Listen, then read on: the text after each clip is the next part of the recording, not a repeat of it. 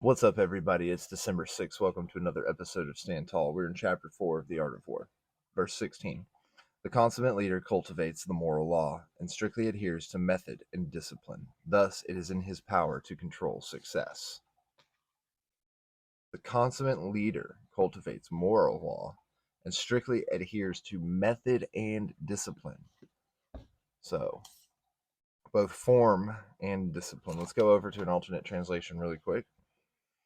Master Sun says, those who use arms well cultivate the way and keep the rules. Thus they can govern in such a way as to prevail over the corrupt. Cao says, skilled users of arms first cultivate the way that makes them invincible, keep their rules, and do not miss defeatist confusion in opponents.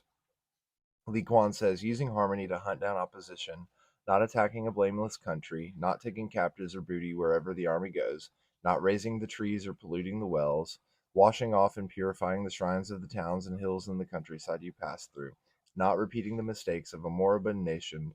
All this is called the way and its rules.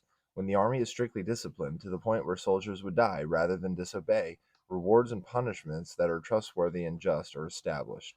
When the military leadership is such that it can achieve this, it can prevail over an opponent's corrupt civil government. All right. December 6th in the Daily Stoic. The sword dangles over you. Don't behave as if you are destined to live forever. What's fated hangs over you. As long as you live and while you can, become good now. Marcus Aurelius, Meditations 4.17. It's never too late to start to be good. There is an ancient story of a courtier who made light of the responsibilities of his king. To prove he was mistaken, the king arranged to switch places with the courtier so he could experience what it was like to be king.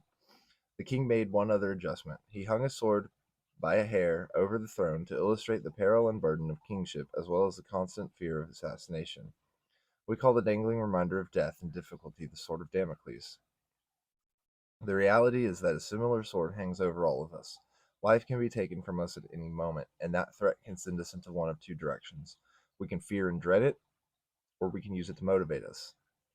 To do good, to be good. Because the sword is dangling, and there's nothing else to be concerned with. Would you rather it catch you in the middle of some shameful, selfish act? Would you rather it catch you waiting to be good in the future? Start now.